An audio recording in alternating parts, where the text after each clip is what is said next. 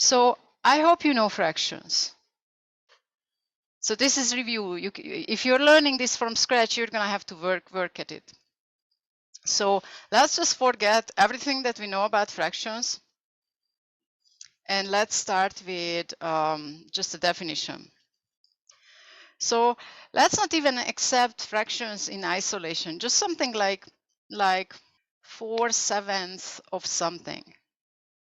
And you should never do fractions when you're hungry, because it's usually cakes or pizzas and makes people hungry of something. And to take 4/7 of something, we take that something, think pizza or cake, and first we split that something into 7 equal shares, where equal is important. And then the second step is we take 4 such shares. So what would be 4/7 of, I don't know, 42? So just apply these instructions. Well, to split 42 into 7 equal shares, that's a division problem, right? And that would be 1/7 of 42 is 6. And now we take 4 such shares, so that's 4/7 of 42 is 4 times 6, which is 24. So first a division, then a multiplication, but you probably already suspect that it doesn't matter. You can start with the multiplication and then the division, but technically this is the definition. Okay, so that's the definition, and we can go pretty far with this. Now let's do an example. What would be 3/5 of $100?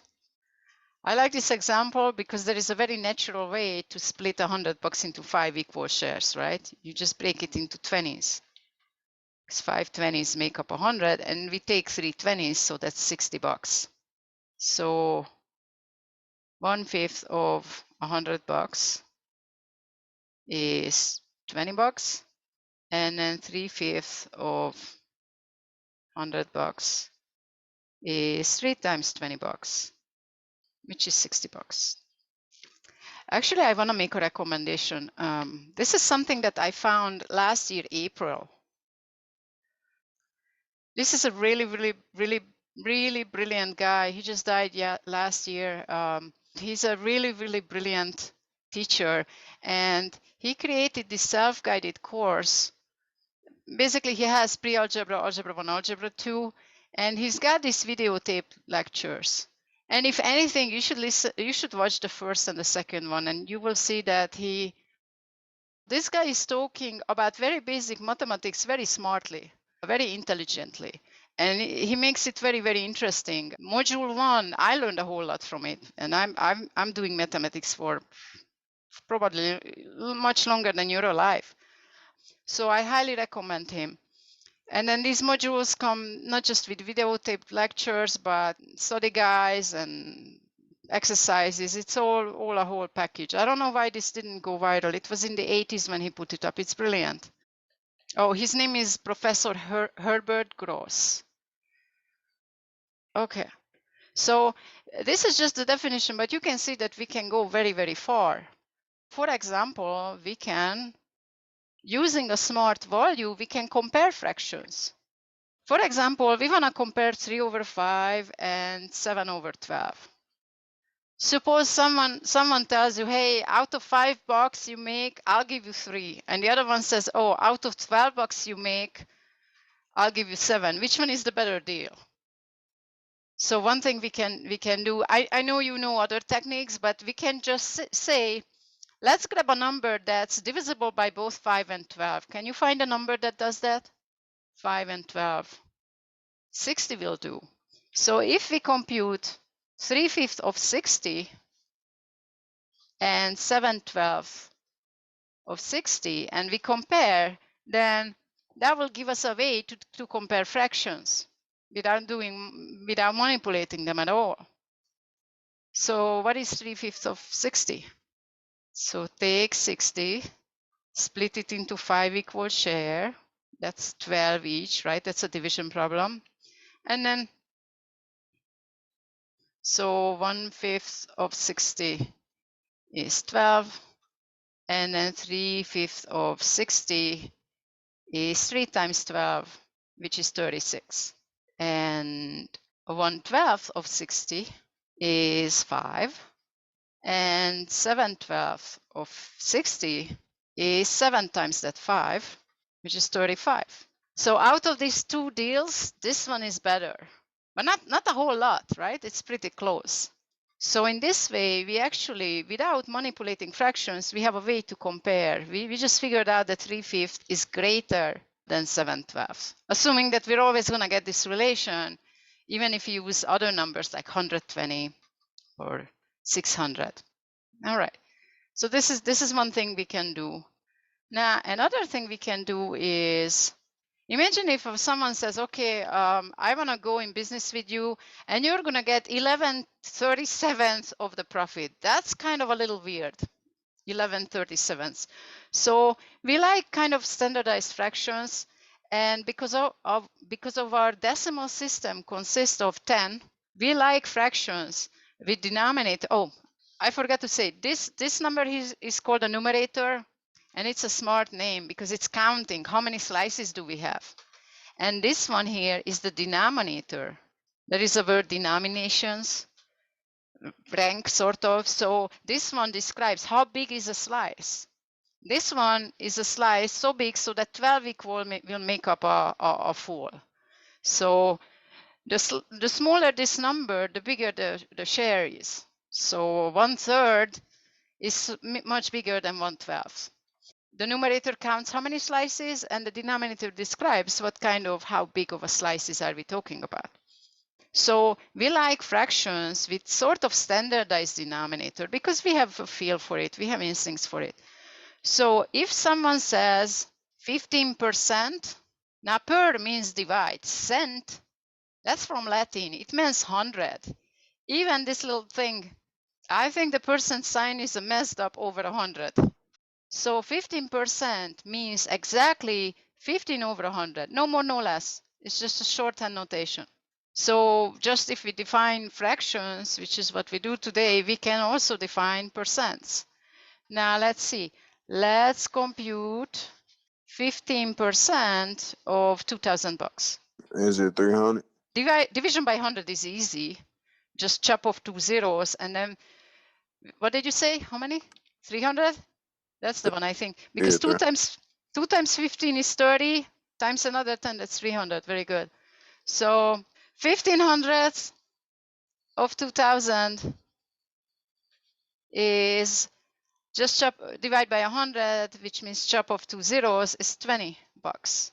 And now we're going to take, oh, I'm sorry, this should be a 1/100. And then 1500 of 20,000 is 15 times that 20 bucks. And then 15 times 2 is 30, and there is another 0, so that's 300, equals 300. Okay, so now we can do all kinds of things. You probably understand what interest is. Suppose you borrow some money from the bank, and you get to keep that money for, say, a year, and you get to invest it, make some money. And so when you pay it back, you pay a little fee that we call interest, right? And interest rates, they are expressed in percent. So if someone says, I borrowed 2,000 bucks at a 15% interest rate, then how much do we have to pay back? Yeah, 2,300, right? The interest or the money that I borrow is called a principal. It's not like the principal, it's spelled like the principal reason, PAL. So yes. So the money that we borrow is called the principal, and then the interest. And so what you have to pay back is the sum of those two. So we have to pay back the 2,000 we borrowed and the interest that they take. By the way, 15%, don't do it, too high. So that means we have to pay back 2,300 bucks. Or say we have a TV that costs, let's say, 400 bucks. And it went to a 20% off sale. What's the sale price? 80. Say that again. I got 80. Oh, so you computed 20% of 400, but that's the one that you get to keep. So that's the one that you need to subtract from the original price, right? But that means the off sale. So 20% was subtracted. So that means you have to pay 400 minus whatever 20% of 400 bucks is. 320. 320. Yes. So it's going to be 400 minus 20% of, see all the things we can do? 400 bucks, which is 400 bucks minus, well, this is a percent, that's 100. If we divide 400 by 100, we get 4, and 4 times 20 is 80. And so we have 320 bucks. Okay, now let's have some fun. So let's start with 1,000 bucks. And I'd like you to increase this by 20%, which is pretty much the same question as, oh, I borrowed 1,000 bucks at a 20% interest rate. How much do I have to pay back? So let's increase this by 20%. What do we get?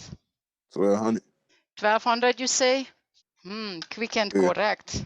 My favorite combination. Yup. So 20% is 20 hundredths, and 1/100 of 1,000, just chop off the 2 zeros, is 10. And now 20 hundredths is 20 times that 10. So that's 200 bucks. And to increase this, we have to add it. So we are left with 1,000 bucks plus 200 bucks. Okay, now here comes the fun. If I tell you to decrease this by 20%, we're not going to get back to 1,000. Try. So let's decrease, which is like the 20% sale off. So let's decrease 1,200 by 20%. And we're not going to get back to 1,000, funnily. Instead, we're going to get what? 960. So we compute 20% of 1,200. Let's do that. 20% of 1,200. Well, that's 20 hundredths. 1/100 of 1,200 bucks is 12. And then 20 hundredths is 20 times 12, which is 240. And when we subtract 240 from 1,200, we get 960. So something weird is happening. We started with a quantity, we increased it by 20%, we decreased it by 20%, and we didn't get back to the same place. Why is that? See, fractions don't exist yet in isolation. What we added was 20% of 1,000. But what we subtracted was 20% of 1,200. So we subtracted more. That's why we landed below 1,000, right? So we have to be careful because 20% and 20%, they can be different depending on 20% of what. And it's kind of strange because if you have a price and you increase it by a percentage and then you decrease it by the same percentage, you're always going to get below the original price if you think about it. Because the second thing, the decrease, is going to be taken from a bigger number, right? So it gets pretty interesting, even just at the level of the definition of what a fraction is. Now we're going to stop here.